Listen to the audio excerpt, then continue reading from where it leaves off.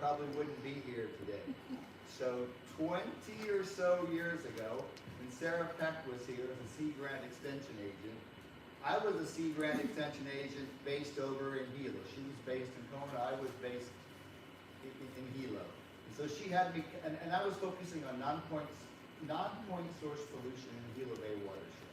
So she had me come over and give a talk about non-point source pollution, so I did. And like I gave it at the library at the high school and stuff, and there I met Sally Beavers, who was the park ecologist at Kaloko-Honokohau National Historical Park. And so we traded information and stuff, and then that Sea Grant job, the funding ran out, and I went to Oahu, worked for Fish and Wildlife Service. But Sally and I remained connected. There was lots of development going on around the park, and so Sally would write letters. I would take those letters. She had put them on National Park Service letterhead. I would more or less take the same letter and put it on the Fish and Wildlife Service letterhead and send it in regarding development and stuff. So anyway, so then Sally used to do two jobs: the Chief of Resource Management at Kaloko-Honokohau, and she did the external development job. It was too much for one person to split into two jobs. So when the job became available, I applied and I got the job. And so I've been here since 2011. In 2015. Or 14 or 15, we gave a ReefTalk at the Park Visitor Center about quite a bit of the stuff I'm going to talk about today, after we filed our petition and stuff. So this makes number 3. And I don't think, if it hadn't been for Sarah and me coming and giving a ReefTalk, I probably wouldn't be standing here talking to you guys today. So anyway. Jeff, can you please use a microphone? Do you mind? I can. Okay. Wow. Okay. Thank you. All right, let's see if the clicker works. Okay. So today I'm going to talk a little bit about, first I want to back up. I'm going to go through a bunch of stuff, use a bunch of acronyms and stuff that might be confusing. So just raise your hand and ask questions throughout the presentation, because I know it's going to be confusing. I don't want it to be death by PowerPoint. So I find it very interesting and timely stuff, and so just feel free to raise your hand and ask questions. So I'm going to talk a little bit about the establishment of the park resources, threats to the resources, and what we're doing. I'm going to focus mostly on what we're doing lately to protect park resources. I don't want to brush over this too much. It's very important, but I got a bunch of new stuff to talk about. So the park was declared a National Historic Landmark in 1962. In 1972, a bunch of local concerned Native Hawaiians got together with the assistance of Patsy Mink. The Kaloko-Honokohau Advisory Commission was started, and then as a result of the hearings, a really awesome document, The Spirit of Kaloko-Honokohau, was written. And then in 1978, the park was created by Congress. And the enabling legislation of the park directed the manager of the park to follow the Spirit report when making decisions and working and stuff like that. So I'm going to quote from the Spirit report a couple of times. It's a really good document.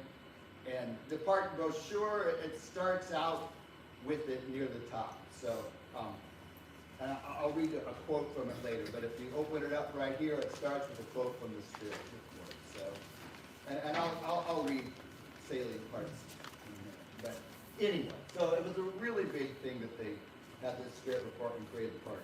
Yep. You're not turned on. Oh, that might make a difference. No, I'm good. Okay. So the park was created, the enabling legislation was to provide a center for the preservation, interpretation, and perpetuation of traditional Native Hawaiian activities and culture. So that's the gist of why the park was created. So now I'm going to talk about some of the park's resources. So we have more or less 500 acres on land and 500 acres in the water. It's sort of unusual. So this is the part of the land, that's the part of the water. It's sort of unusual for national parks to have parts of the park in the water, but we do. And the enabling legislation called out in managing in the Ahupua'a style.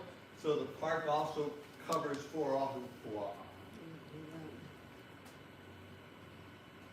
So it's a cultural landscape.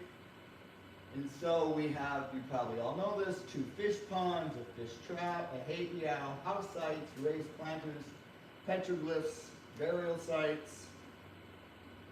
And then I'm going to focus a lot on aquatic stuff today. So we have natural resources, we have coastal, terrestrial marine habitats, wetlands, ankyl and pools, and a lot of endemic and threatened species.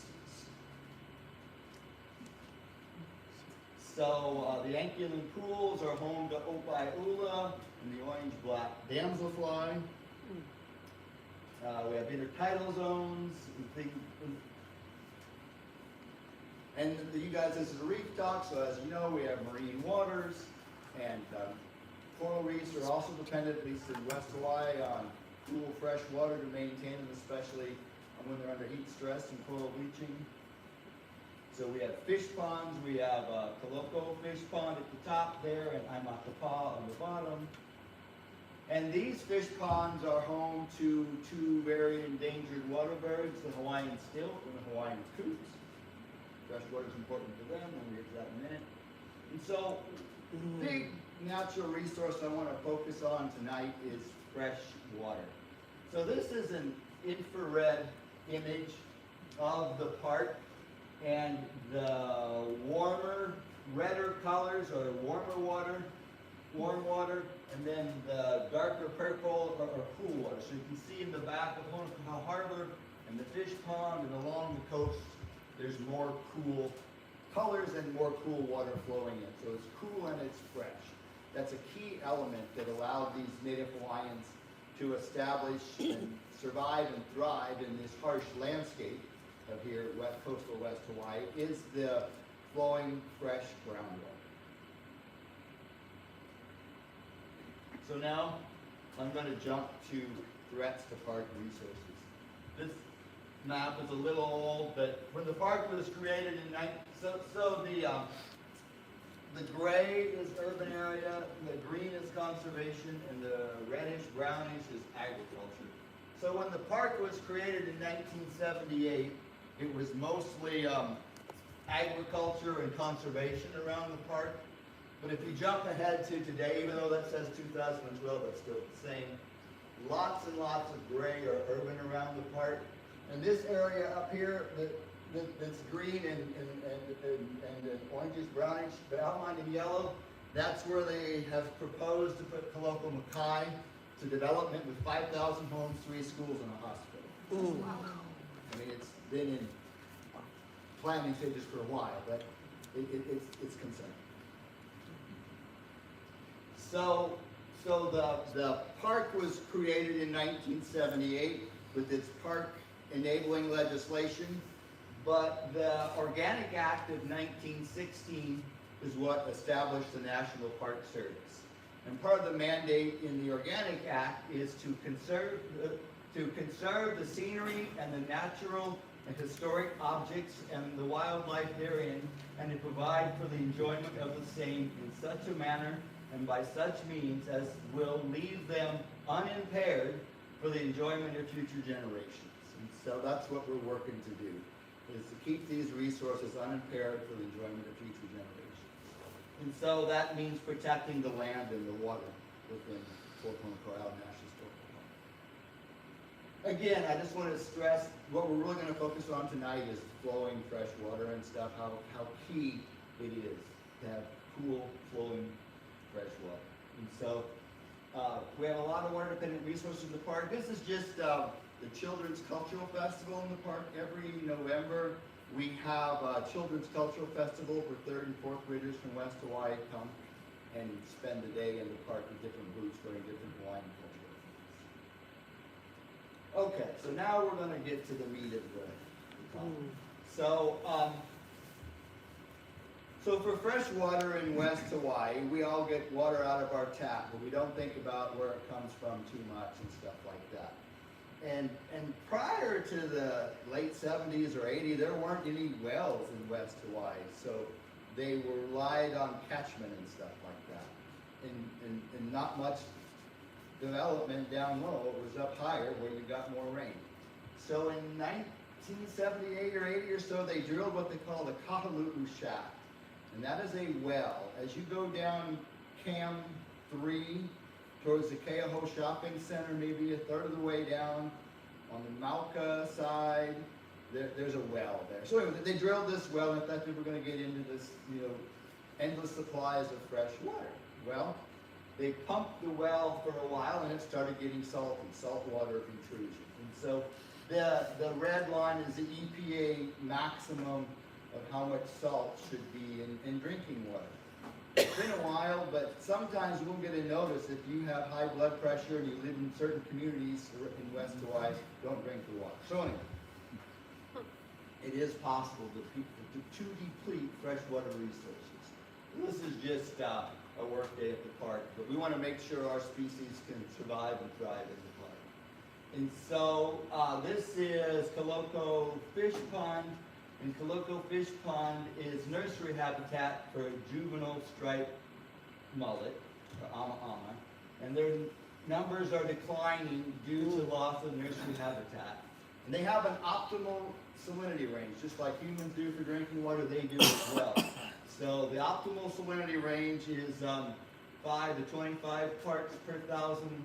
The Kaloko Fish Pond is 4 to 34 parts per thousand. So just to kind of put it in perspective, this is the EPA maximum level. This is the optimal range for juvenile mullet. Does that look gray to you guys? That's the gray range. And then the blue dots are the actual salinity in Kaloko Fish Pond. So that's Kaloko Fish Pond. And so sustained fresh, these are state experts say sustained freshwater discharge into estuaries and natural estuarine conditions are primary mechanisms influencing suitable fish habitat and enhanced juvenile fish recruitment. So without fresh water, we're not going to have the replacement, the reproduction of the mullet. And then again, Dr. Nishimoto says bays with Hawaiian fish ponds may need further protection to restore native striped mullet. So we need continued flows of fresh water for mullet. Uses a work day. So as I spoke as well, the Aimakapa'a fish pond is also an important habitat for our endangered water birds, our coots and our stilts. And their populations are declining due to loss of wetland habitat.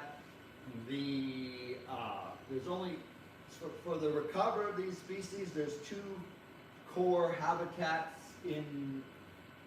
on Hawaii Island, in Kaloko and Aimakapa'a is one set of them.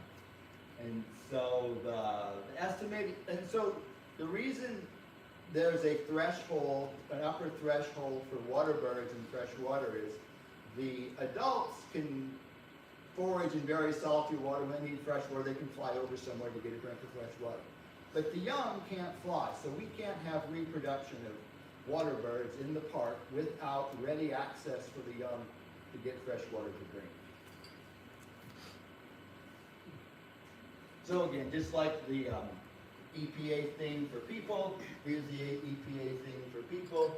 This is the estimated upper threshold for young water birds, and then the blue dots are the salinity in Aimakapa'a fish ponds. So we're right on that cusp of being too salty. And this is a image of ankylan pools in the park, the blue dots. And then these ankylan pools are important breeding habitat for the endangered orange-black damselfly. The orange-black damselfly used to be the most abundant damselfly in the state of Hawaii, and now it's very, very rare and only occurs in a few places. And so they have an upper salinity threshold of 15 parts per thousand. And the damselfly needs the fresh water because they're young, they're naiads, they live in the water. So the adults are fine, but the young need that. You can't be saltier than 15 parts per thousand. And so the ankylan pools in the park that are breeding habitat right now are between 9 and 15 parts per thousand. And, we don't want them just flying into the park, we want them reproducing in the park. So. Again, this is like the last thing, other ones I've showed. There's an upper threshold for the damselfly, the optimal range, and then the dots are showing what the salinity is in those pools. So there's the shrimp, so that's the damselfly in the upper left corner, and that's a pool, and these are Opailulu, I'm gonna talk about these next. So there's an optimal salinity for the, this is damselfly. Optimal salinity optimal salinity and optimal temperature for the damselfly. So kind of like Goldilocks, not too hot, not too cold, and so not too warm and not too salty for the damselfly. They need cooler, fresher water to have the most success. The survival of the naiad. So young of the damselfly are called naiads. So anyway, they did a study and the response threshold was 15 parts per thousand, and then none survived after 20 parts per thousand. So again, we need to make sure we keep fresh water flowing for these endangered damselflies. Tide pools. Another thing that grows in the tide pools is limu. And limu also have an optimal salinity. So in this study, you can see that they need some fresh water, but not too much seawater. So there's an optimal salinity.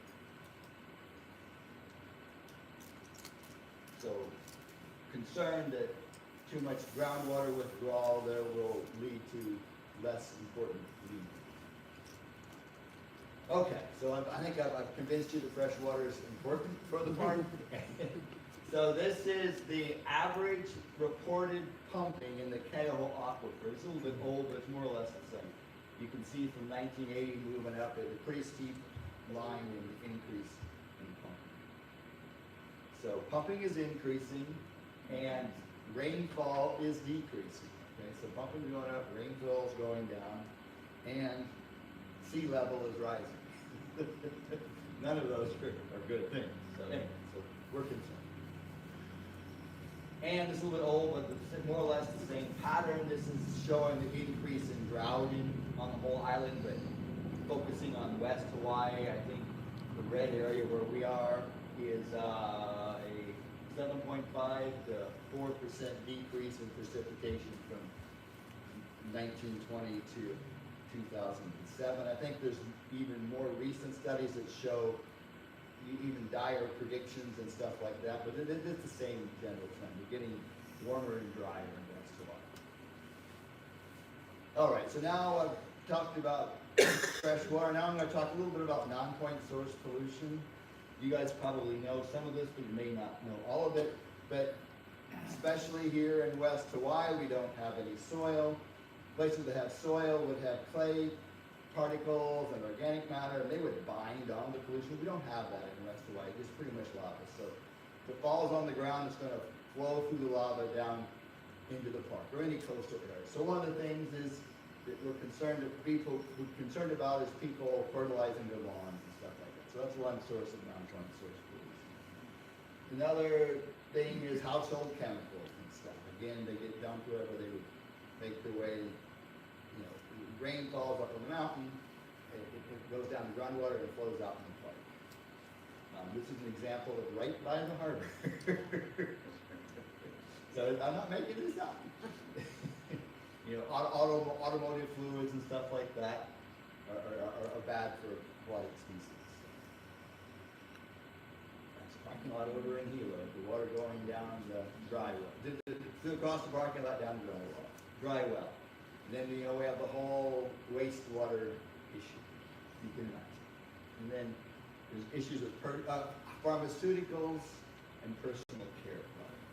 These are just all concerns that we have. There's not a lot of way to stop them from flowing out into the coast and harming our coral reefs and other things. You probably all know this, what happens to stormwater here in West Hawaii. We don't have any streams. You dig a hole in the ground and the water goes down the hole in the ground. The stormwater goes down the hole in the ground and flows into the groundwater and flows out to the coast.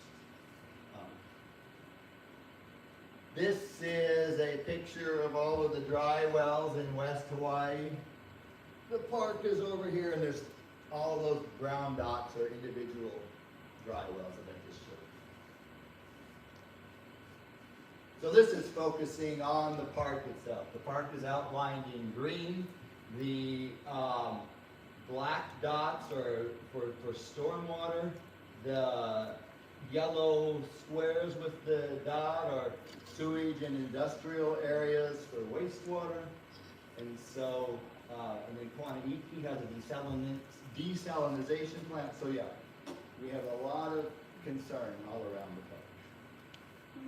And then you guys probably know most of this. This is kind of conspicuous by its absence. This is the entire sewer. It's a little bit old, but it hasn't changed much. The sewer network in West Hawaii. As you can see, a lot of West Hawaii is not connected to the sewer. And then this is kind of old, but it's a study from Maui.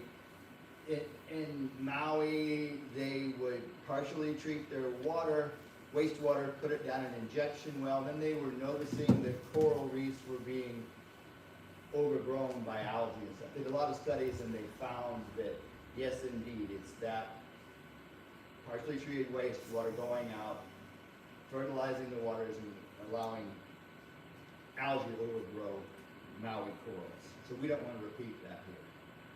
So this is a figure from Maui. It's a little bit old and stuff, but the short version is, what is it? I think the red are all of the figures in red are coral reef cover declining over time. Figures in black are coral reef remaining the same. And the one figure in green is the only one that increased over time. So it's just, we don't want to repeat what happened in Maui. We want to preserve, because we have really good reefs in our park.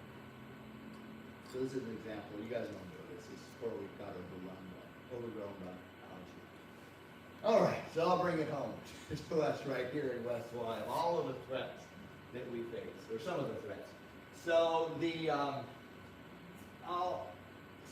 tannish and orangish colors, those are coral reef covers. So this dark orange is 100% coral cover. The yellowish is 50 to 90, and the tan is 10 to 50. So we have a lot of good coral out in our park that we care very much about and want to keep.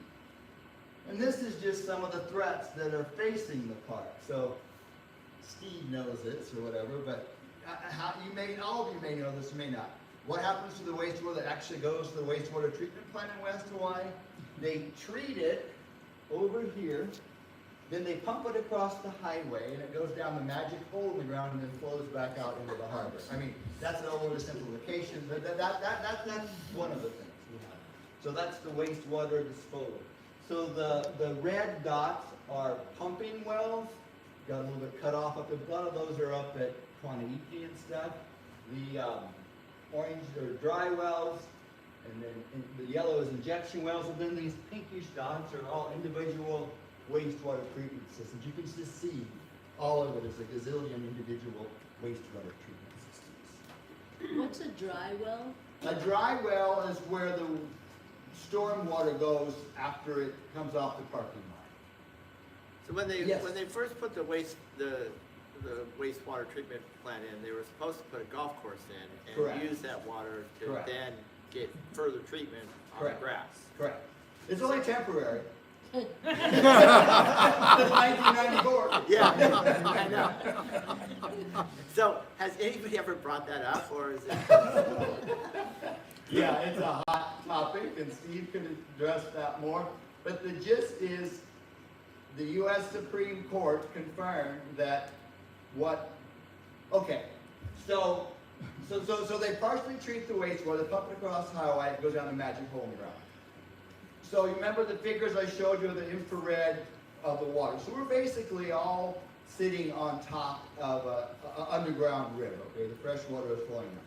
On the mainland, if you were to take partially treated wastewater and dump it into a river, you would need to apply for an NPDES permit, and they would make sure everything is good, that, you're treating it to the proper degree. Well, over here, when they went in 1994 or whatever, they said, no, and now we too, no, you don't need a NPDES permit because you're not emptying into waters of the U.S. Well, they went to court, And it made it to the Supreme Court, and the Supreme Court said, no, no, no, no, no, you actually are emptying into waters of the US, and you need to apply for an NPDES permit. And so,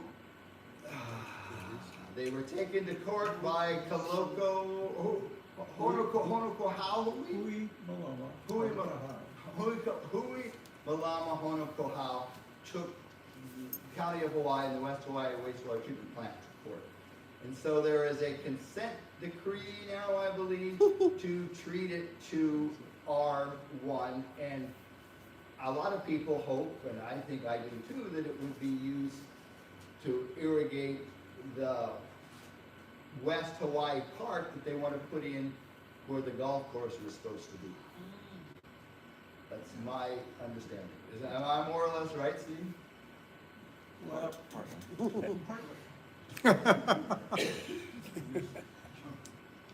Another park ranger. Anyway, the mayor just announced in a meeting recently, that's one of the reasons why I want to meet with Superintendent Dumont, is they're talking about DHHL lands that are right in here and doing a land swap. So at one time, in the federal settlement, one that was just agreed upon, they were gonna recycle wastewater instead of dumping it in the hole in the ground, actually put it to productive use. And instead, they decided to do a land exchange so that they don't have to pump it uphill. And they can recycle some of it. We still need to determine how much that's going to be. The park would be down in a flat area, so easier to put ball fields and things like that. So good, and we don't have to pump it uphill anymore. Yeah. Somebody should point out that they've actually been pumping uphill to this discharge point for Yeah. 25 years. Probably tells you they found a lava tube up there and dumped it. Well, yeah. Why else would you pump it uphill? Anyway, Yeah. so the settlement is in place. The county is now required to upgrade the treatment plant to what's called R1. So the technology that's been discussed is membrane bioreactor technology. It's a very high quality, ultraviolet disinfection to kill pathogens, and that means it's going to be easier to recycle. Customers will take that. We're hoping that Kaloko-Honokohau is one of the customers, with them using D-cell and dumping brine into the ground and having impacts on our coastal water. So we'll see how it goes. Anyway, let's see how it goes. So since it's not R1 today, I mean, if you ever go swim at the harbor, if you've got a boat like me, you know you don't swim in the harbor because staff is just rampant there. You can get staff so easily in the harbor water. Is that pretty much the reason why? Because it just never really been treated for bacteria? I'm not, I don't want to comment. I don't know how much We'll of leave a it at public that. health concern it is as opposed to a pollution, nutrients. But I'm not dismissing it either. I just, there's some differing opinions on that. Yeah. what wastewater is going into that treatment plant? Where's that water coming from? Well, it's the sewer network from West Okay. Hawaii. The sewer, that's. There you go. All right. Yeah, It's coming all the way down from the Lee Drive. yeah. Parts of a leaky car. Yes. I got a hard question for you. Yes. Okay, now, we've known this, some of us have known this problem for 30 years. Yeah. Some of us have fought this Yeah. all along. And finally, we got a group with Earth Justice, Yeah. Sierra Club, and this Hawaiian group to go ahead and sue them. Since this is such an important matter to the national park, why did the national park not sue the county to stop it when they knew it 30 years ago?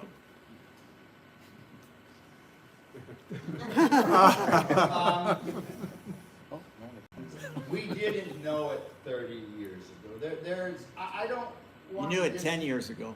No, No, we told you 10 years ago. yeah, but the data, we don't have, I don't want to debate. I'm a scientist and I like to see data. And there's not a lot of good data that if there was harm to park resources, yes, we would have gone after them. But thus far, there hasn't, we don't know there's harm to resources. And so in this administration, we're not. So I'm a data person, and if somebody can show me good data, but people smarter than me and more into it have looked at it too. So it's not a cut and dry thing. And recycling water has two benefits. If you could recycle the water, you would have to pump less. So that's a given, that like I just showed you, that we were short of fresh water. That's not too disputable, that pumping less water would be good. And I just don't have the data to show that there has been harm to resources or public health. And so I'm open to, I'm open to anything. So if you got anything, please share it. Yeah. Have they done anything like, I mean, I know they do the dye tracer studies, Right. From like the residences down on the leaky, but is there any kind of? There have been looking where it comes from, going down the magic hole and flowing out towards the harbor. They have all of that. Okay. My coach Sally, who I told you about, who I'm here because of her, she's a marine ecologist. I'm a terrestrial plant biologist is my background. She wasn't too concerned about the wastewater, at the wastewater treatment plant going down the magic hole, because there's a fundamental difference between Maui and here in Kaloko-Honokohau. On Maui, they injected that wastewater down deep. It flowed out to the coast, and then because fresh water is less dense than salt water, it floats up. And so it had a chance for all the nutrients to incorporate into the water column and thus fertilize the algae. Her thinking is, these are just thinkings, we don't have, is that the fresh water with the nutrients floats on the top here, it stays on the top and goes out and dissipates before it can become a problem. But these are just thinkings. These are not solid things. And so she was concerned that, okay, we get them to stop dumping it down the magic hole, they'll either put in an injection well or go down deep and cause problems. So yeah. Okay. So, yes. Well, you put something in the form of a question that I think I know the answer to. And why do you pump the water uphill to put it in a well? Because then it percolates through the rock, which acts as a natural filter. No, it doesn't. It goes almost automatically. Oh, well, that's what they thought.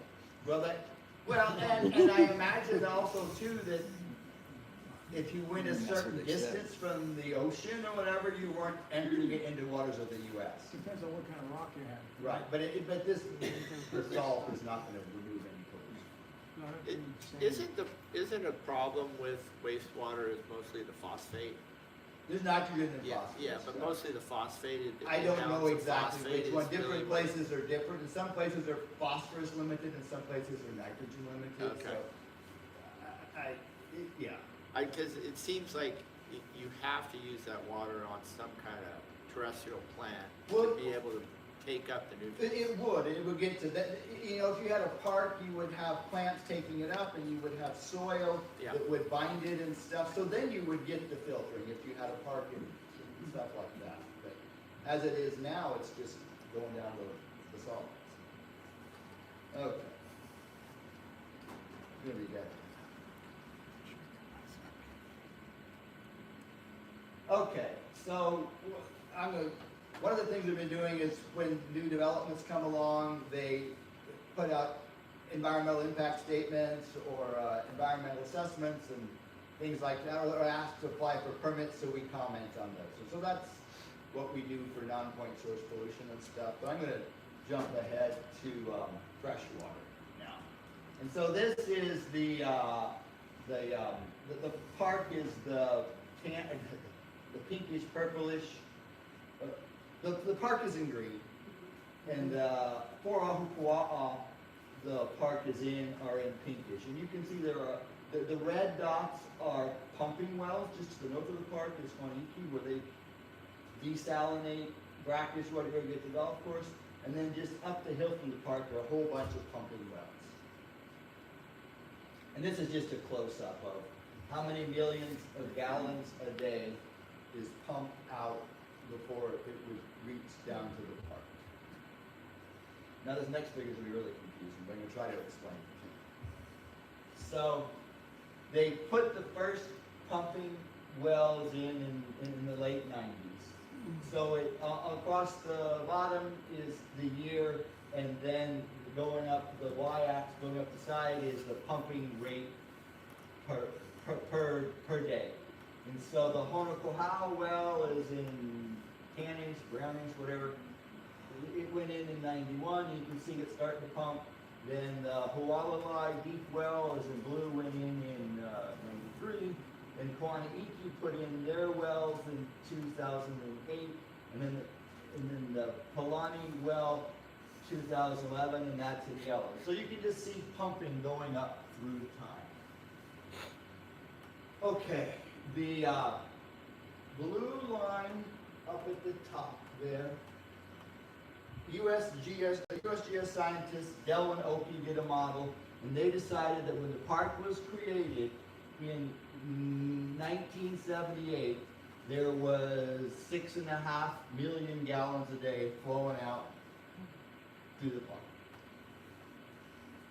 Then, I'll get to it in a bit, but they talk about sustainable yield, and that's a measure that SeaWorm uses to decide how much water can be pumped from an aquifer.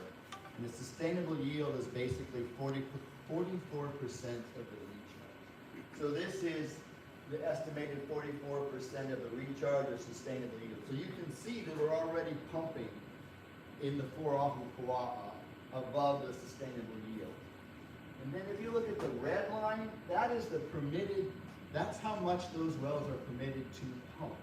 So you can see we are already exceeding, they don't pump that much, what I'm showing you is what they actually pump, but they are permitted to pump above the amount of fresh water the park received when it was created in 1978. So one of the things in our enabling legislation is the Secretary shall consult with and may enter into agreements with other governmental entities and private landowners to establish adequate controls on air and water quality and the scenic and aesthetic values of the surrounding land and waters, so areas. So anyway, this is our enabling legislation. And then in consulting with and entering into any such agreements, the Secretary shall, to maximum extent feasible, utilize traditional Native Hawaiian Ahupua'a concept of land and water management. So I've given this talk a few times, and since I've been given it, our understanding of how the aquifer operates has evolved. But this is the old idea of you would have fresh water on a lens floating over on top of brackish water, and then you notice that the lens gets thinner from there to here. That's because of pumping. And then when pumping would lead to fewer anchoring pools and things like that. So that's our old understanding of how the aquifer works. But now we have a more complex and we don't quite understand it. So when they dig a well, they go down in some places, so you would go through fresh water, and then hit brackish water, then you'd hit salt water, and then you keep going, you hit fresh water again. And so we don't, and that's under pressure. And we don't know exactly where it comes from, and we don't know exactly how it contributes to the groundwater dependent ecosystems, anchoring pools and coral reefs and seabirds and stuff in the park. One theory is, so one theory is that you have this water and it just shoots off, goes offshore and dumps out. Another one is there's goes out a little bit, but it also leaks back up. And another theory is there's no connection going out to the ocean. It's all confined in there. And so we kind of think around the park it's more like this middle. These are unsettled Are you unsettled science? Okay, so in Hawaii, nobody owns the water. The state owns the water and it's held in trust. And so the state water code says that when it can be reasonably determined after conducting scientific investigations and research that the water resources in any area may be threatened by existing or proposed withdrawals or diversions of water, the commission shall designate the area for the purposes of establishing administrative controls over and the withdrawals and diversions of ground and surface waters in the area to ensure reasonable beneficial use of the water resources in the public interest. So, this is a map of Hawaii of areas that are designated as groundwater management areas. And so, you will notice that there ain't nothing on the Big Island. So, it's Maui, Molokai, and Oahu. So when you designate an aquifer. So the state has divvied up all of the islands into aquifers. And so the park is here. We're in the Keaho aquifer, which is goes from the south of Keaho up to Makalavena and up to the summit of the Walla. So that just gives you a perspective for what the size of it's big. The aquifer is big. And so, I'm going to get to it, but we filed a petition back in 2013 to designate the Keaho Aquifer as a management area for groundwater. And there's a whole bunch of criteria in the state water code for designating it. And so the green arrows are if authorized planned uses. So the green arrows means the ones that we feel the condition is met. So authorized planned use is 90% above 90% stale yield, withdrawals causing saltwater intrusion, Kahaluu shaft, chlorides increasing, excessive preventable waste is occurring, serious disputes over water are occurring, and public development projects may result in one of the above. So anyway, those are the criteria in 2013 we thought were being met. So we filed a petition with the Commission on Water Resource Management. So the difference between the designated area and the undesignated area is, in an undesignated area, Steve could drill a well and I could drill a well. And this is theoretically up above the park, and Steve could pump to his heart's content and I could pump to my heart's content as long as I didn't impact Steve's ability to pump or something like that. That's an undesignated.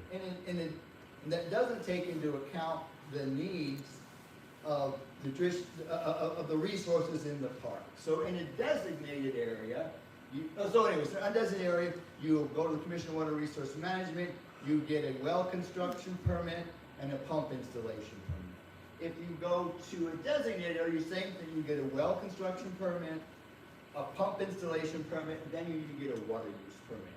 So when it would come to the water use permit time, that would give Park Service or other people a seat at the table to say, no, you need to leave some of that water in the ground so our groundwater kind of ecosystems have the fresh water that they need.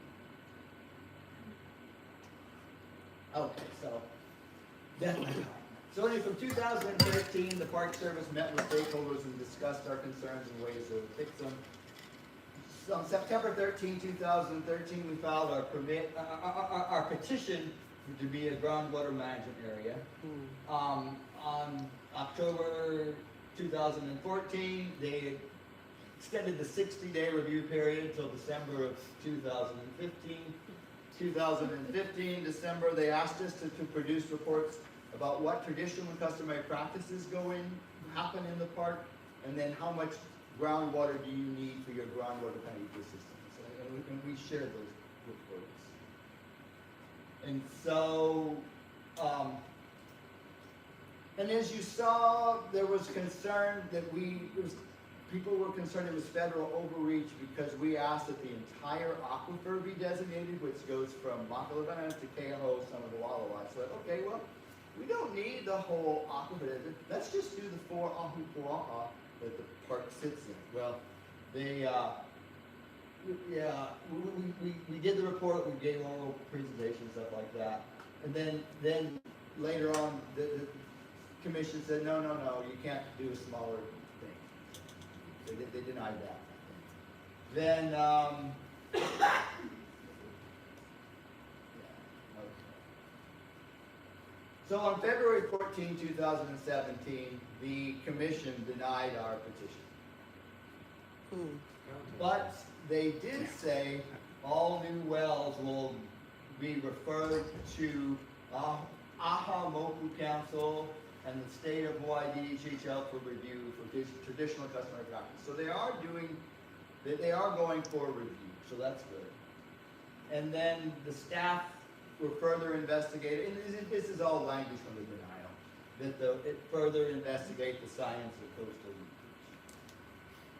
leakage. Okay, so they're gonna go before the Commission on Resource, or go before the Aha-Moku and DHHL and stuff like that. So that was 2017. The first new well since the petition was denied is the Ota well, which I'm going to go through in a second and talk about that. But you can see where the Ota well is. You guys, this is where the park is. So the Ota well is kind of south of the park. And we have models that can kind of show you to put a well here or there, how much will it impact the park's resources? And this well was beyond our model, so it wasn't going to impact the park much. But anyway, you may have seen it in the news about the Ota well. Okay, so in 2018, we sent in comments on the draft EA. Later in 2018, they approved the final EA. 2020, we sent our comment letter to CWIM about the Ota well. Then on August 16th of 2022, CWIM meeting approved the well with some mitigation conditions. And so I keep lots and lots of notes and stuff, and I have like pages that go on after this. These are from my notes, basically. I'm like, what am I going to do? So I cheated, and I went to AI.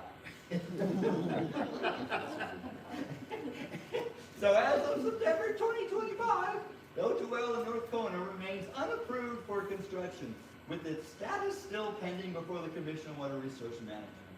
And so, in April of this year, they postponed the decision for at least the third time in 5 years. Anyway, it's a complex. It's complex. And so anyway, and then what are the concerns? Environmental and cultural concerns. Native Hawaiian groups, especially Hui, Ola, Tawai, argue the well could harm coastal ecosystems, anchoring ponds, and traditional practices. However, there is scientific uncertainty about how upland pumping might affect coastal groundwater. So that's the concise thing. So anyway, no wells have been put in or permitted since our petition was denied. Okay. So then, another thing that happened was that in 2019, the Water Resource Protection Plan update, it calls for developing a pilot adaptive management plan to address some of our concerns. And so in 2020, we shared our version of an adaptive management plan with the Commission on Water Resource Management, and we traded ideas and drafts back and forth for quite a while. Our version focused on monitoring, triggers for action, and then action. That's the idea of an adaptive management plan. You monitor something, you see some change, and then you do something different. So our focus on monitoring and triggers for action and actions. And then our monitoring and triggers focused on the midpoint of the transition. So this is complicated. I'm going to show images in a second. And anyway, so we want to monitor the midpoint of the transition zone. This is just verbiage explaining it. But here's how it works. So, we talked about how there's fresh water floating on top of brackish water, and then there's salt water down here. So the thought would be, so these are examples of pumping wells, but the thought would be the monitoring well would go all the way down through the fresh water, through the brackish water, and then into the salt water.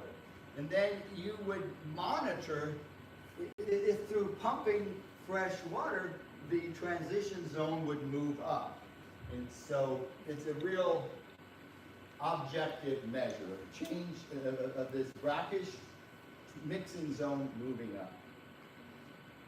So that's our version view, what we think would be a good measure of adaptive management plan. And then we propose that most of the wells are up above the upper highway, and then the pumping wells, and then the park is down the coast. Our thought would be you'd have a pumping well in between. You have a monitoring well in between the pumping well and the park's resources, so you could pick up if something was happening, and then you could cut back on pumping so the fresh water keeps flowing down to the park. This is complicated, but this is conductivity is a measure of electric current, and so that's a measure of salt water, and then that's going across the bottom and going up across the side is the elevation. So this is how you would measure the saltwater zone, the transition zone, and then the freshwater zone. If that transition zone moved up, and well above the park, and that transition zone is moving up, because the park is going to be receiving less fresh water, so you probably should do something. So that's our version of an adaptive management.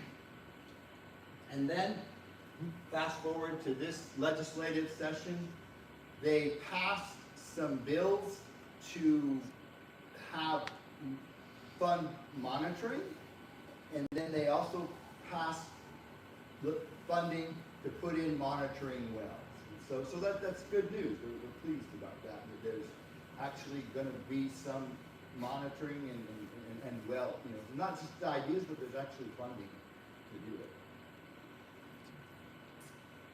Okay, so jump to April 1st of this year at the CWRM, Commission on Water Resource Management meeting. They presented their idea for an adaptive management plan.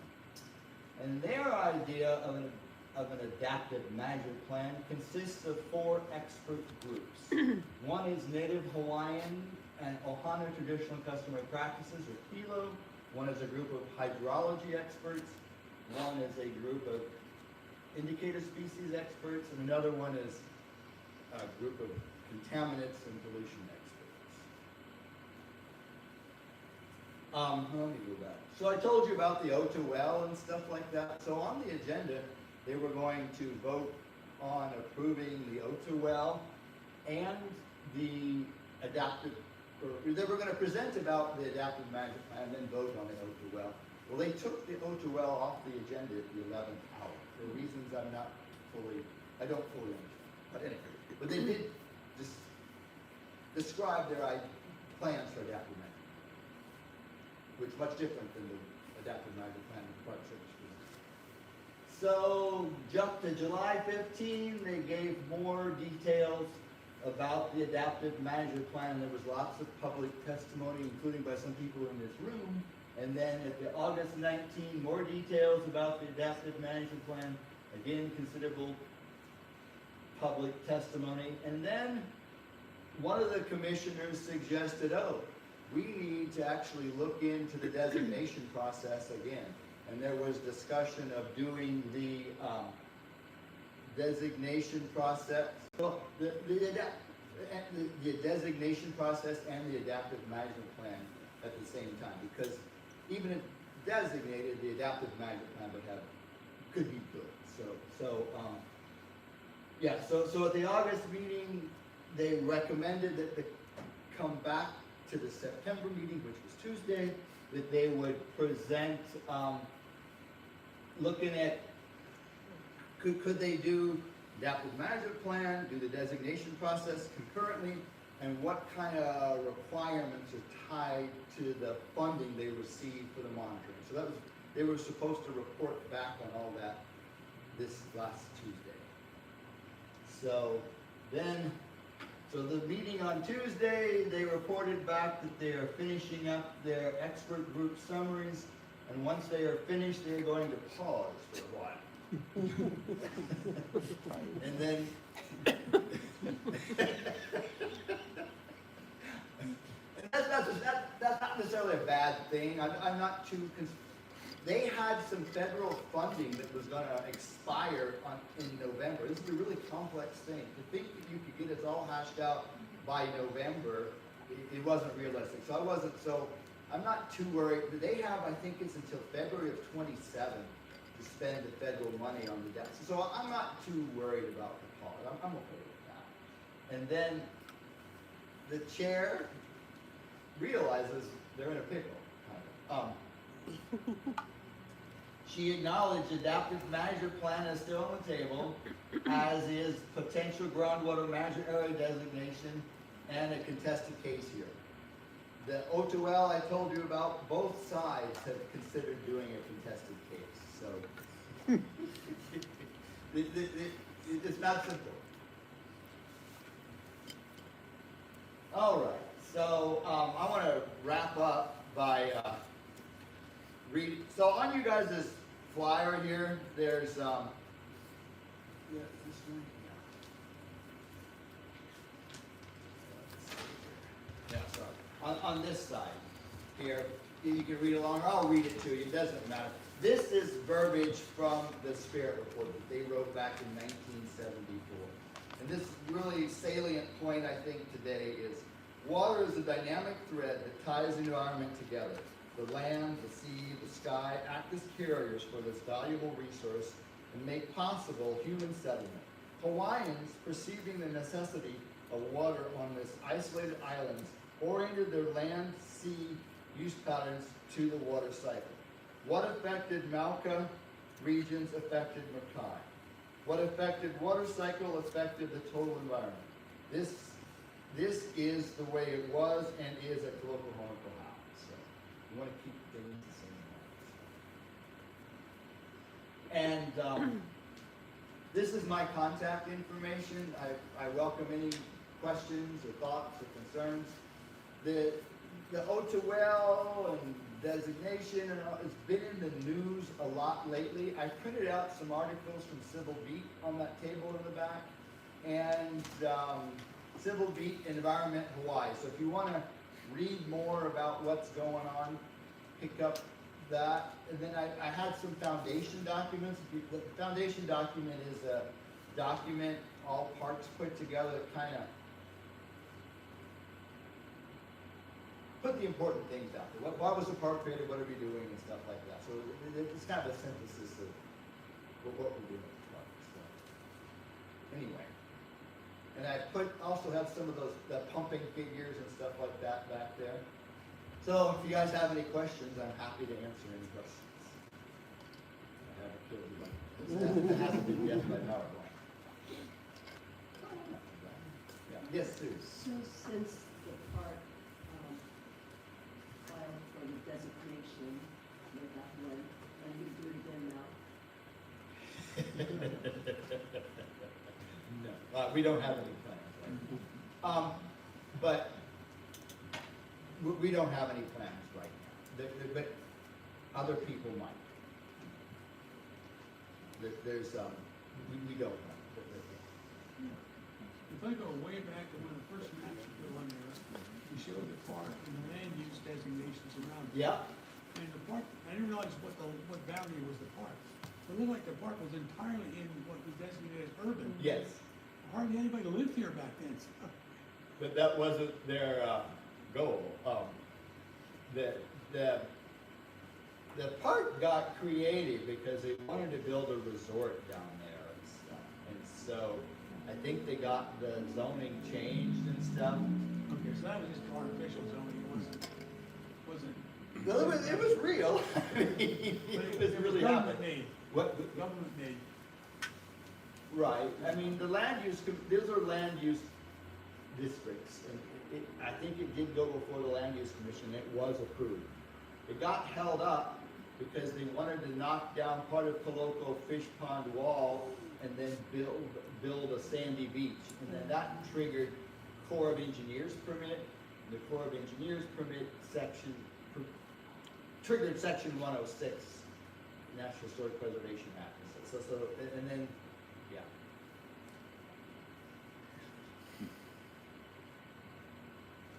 Gee, Where is the line from the south part? into a very, very deep injection line. Chestnut NPDES permit. You sure about that? They don't have an NPDES Clean Water Act permit. But they have something from DOH, I think. They have a UIC permit. Different regulatory scheme. Mhm. Not the same. Well, I know, because I've gone to DOH and I've looked at their permits and stuff. The theory is, I'm not saying it's true, the theory is that going down so deep and that brine is so salty it will sink. So heavy it'll sink. Yeah. I just want to introduce Stephen Holmes for those who do not know about him. But he was a park ranger at volcanoes and also a surfer, and he sued the county of Hawaii because the pollution in Kilo Bay was. Why don't you, can we give him a few minutes? It's not my call, we got 2 hours, so y'all. Sure, absolutely. And you did, but you were involved too, right, Sue? You, both of you two were. But he's the expert, so. Right. Anyway, he worked on, he won the suit, he got federal funds, he, put in that Kilo wastewater treatment plant. Now it's being rebuilt again, but no. Anyway, he got a call from someone in Kailua. She was a chamber of commerce. They ended up getting married. He moved to Kailua, became a councilman. Became a councilman for Kailua, and then he was later on hired by Jeremy Harris, who was the mayor, to look at the whole use of fresh water on Oahu, which they worked on 25, 30 years ago, and they reduced the potable water usage by implementing all these tools, like changing faucet, lessening the water.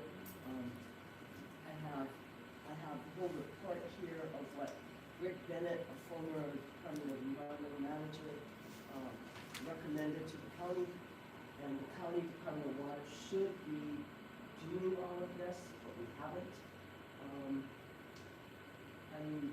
There's, I have a spirit report. I knew some of the people who were alive at that time. They're all gone. This is 50 years old. We just had an anniversary, and the Living Cultural Center still has not been built in the park. That's really sad. Yeah, we're all on the same page there. That's a different discussion. Nobody's more sad about it than me. But anyway, so there's been a lot of seaworm hearings lately about the adaptive management plan and the O2L, and Steve, other people give testimony. If you guys are interested, they're all recorded, and if you feel like, say you agree or disagree, feel free to do that. If you have any questions, email me. I'm happy to sit down and talk or whatever about the issue. As you see, I'm passionate about it. So. Jeff, Yes. can you just explain a little bit, because I do know that what you just brought up, and you didn't talk about it at all, about the living historical park, the original concept of the park. Yeah. Is that actually still something that's a vision that the Absolutely. park is still trying to get to?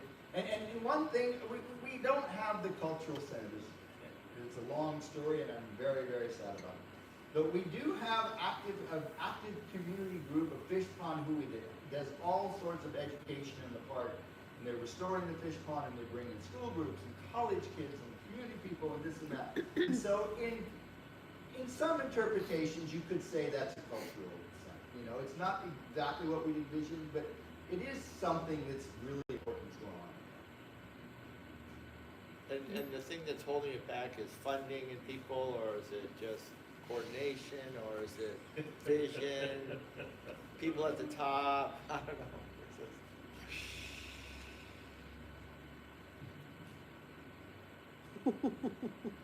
Didn't mean to put you on the spot. Yeah.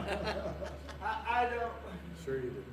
It's a fact that we I wrote the environmental assessment to do it, and so we looked at all the sites, and we did all that. And then a group of people built a structure there.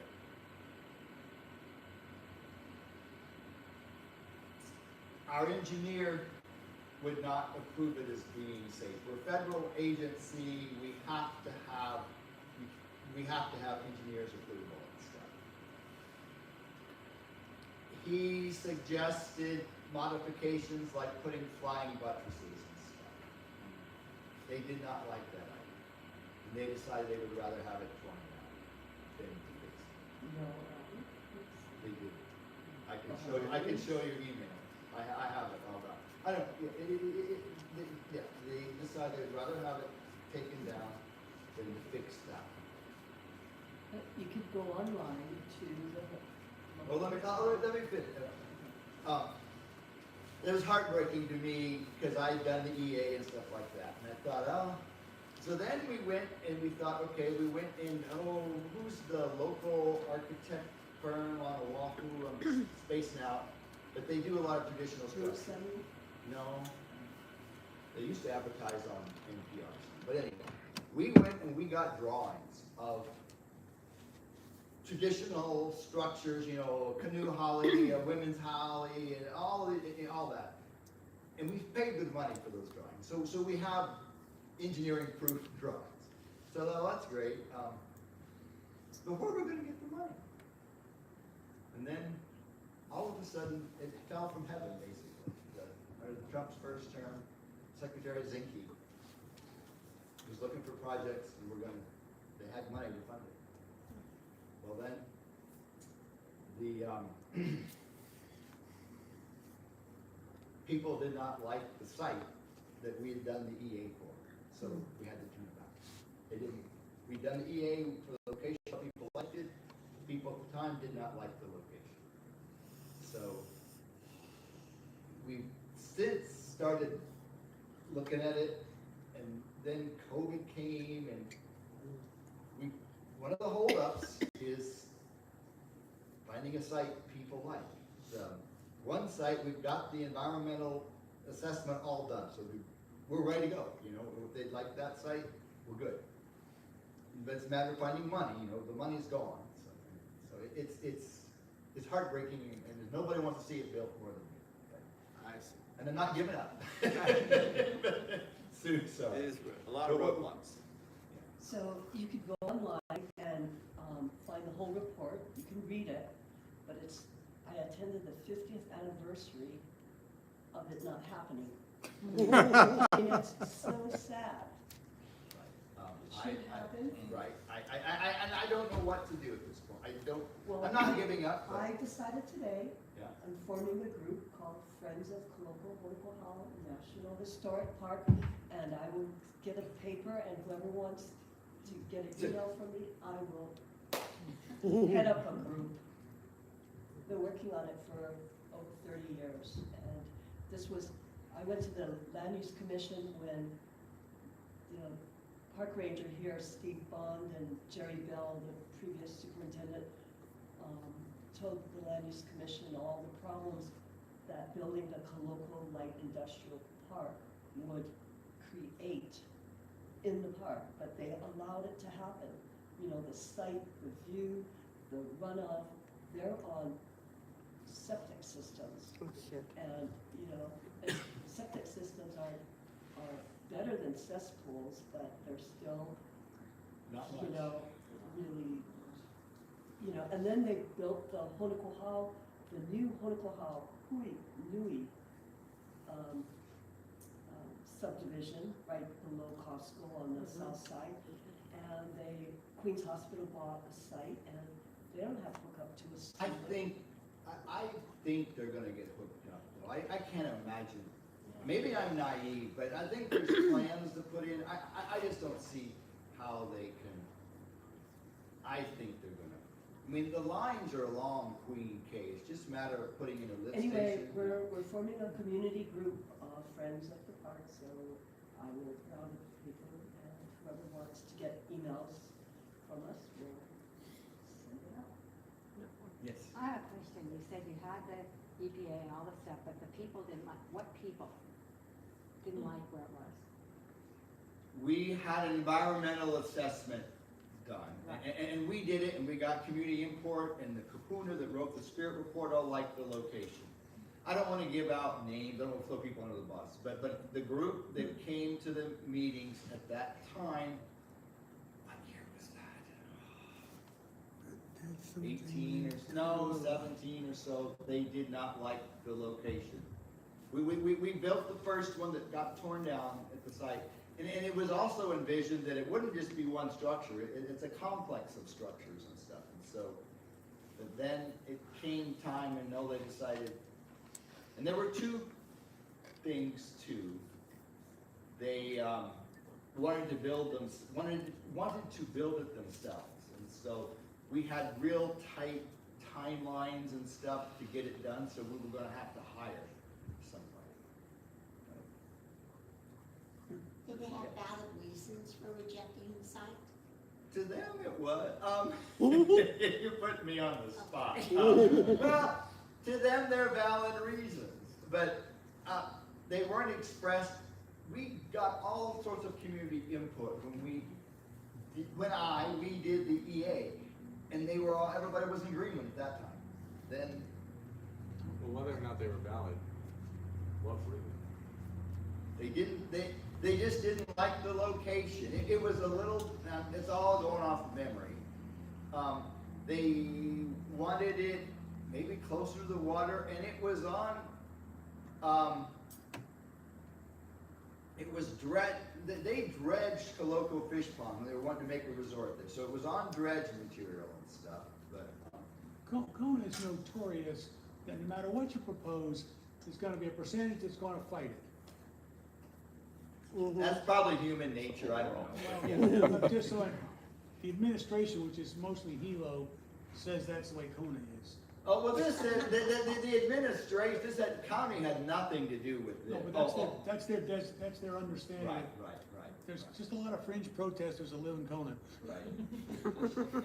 It wasn't, they weren't afraid of impacts, and they just didn't think that was the appropriate location. And it was also that they wanted to build it themselves, but this funding source we didn't have that time. And what I never understood was, okay, well, build this one, you can build your own, or go get another source, and if you don't like you can build them on another location too.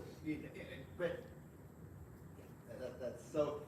We have tried. Trust me, nobody wants to see it built more than me, and I'm not giving up. I'm glad Sue is interested. You know that Fred's widow and Paka met with Mayor Roth with Wally. So there was some talk and stuff, but then I was part of that. okay, and then that administration got voted out. They didn't win the election, and so it's dead. Or there's I haven't any more conversations. Well, Steve and I, my husband Ron, Rick Gaffney from the harbor, had a meeting with Mayor Alameda and his deputy Bill Lahante and Merrick Nishimoto, the Westway representative. They talked about the land swap. So now we have an opportunity as a community to say, okay, we could have an open space, national park around the harbor, DLNR property, DHHL property, that's 200 acres, and we could maybe have bike paths that connect onto the old airport and have this whole corridor there. So, I mean, it's a great opportunity. We were really shocked when the mayor, suggested that, but it makes so much sense because it's so hard to grade for homes up, not Parks. yeah, for the park up there. And also, there was an executive order written by the governor to make that originally as a municipal park to capture the water, which would, lessen the usage of potable water. And we got another governor, I think it was Abercrombie, to change it from a municipal golf course to a regional sports park. So I've been part of that group for about 15 years. And now, if we can relocate that regional sports park down below, we'll have open space for a lot of people and parking. That's an awesome idea. It's Yeah. awesome. No, that's the first time hearing it. That's exciting. So it makes sense, you know. I mean, why pump the water up the hill to a bumpy spot? Why not go to But another we can spot? still pump some water up the hill Right. to put it in a tank.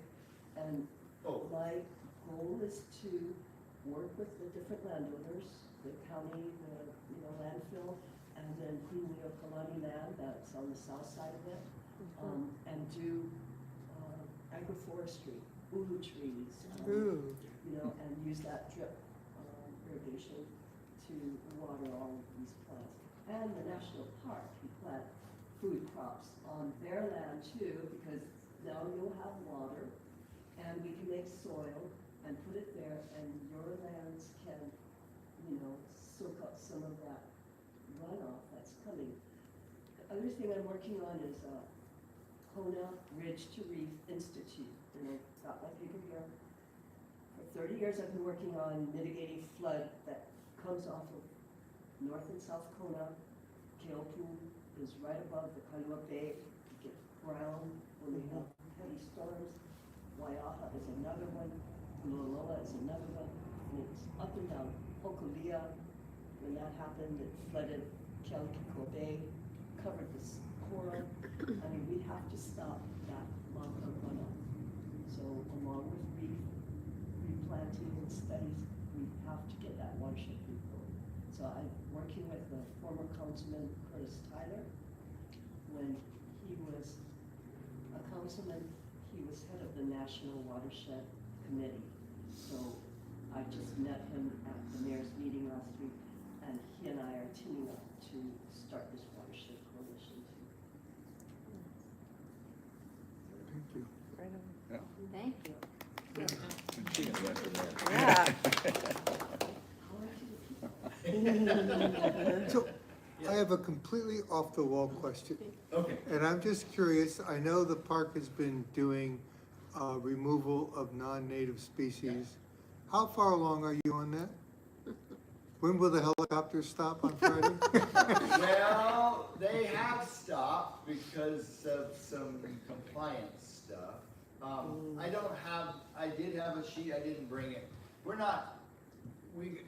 I think we've done roughly 100 acres or so. I don't have it memorized, but we got a ways to go, and we're getting rid of the Kiawe. I mean, when we got the land in the 90s, Kaloko Fish Pond and Imakapa Fish Pond were covered in mangroves, and so that's a huge. They're all gone now, so that's huge, And so now we're cutting down Kiawe, getting rid of that.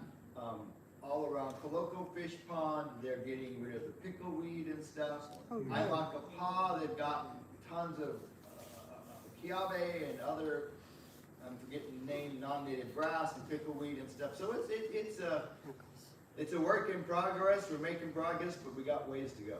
Okay. Are you guys doing any work parties? Work parties? Yeah. Like Volunteer. community work days? Yeah. Yes.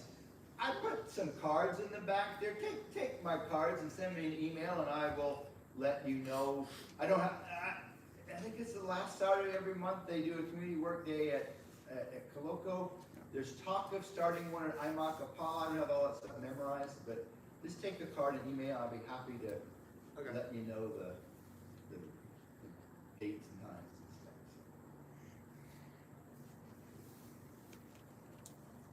Any questions? Okay, thank you, Jeff.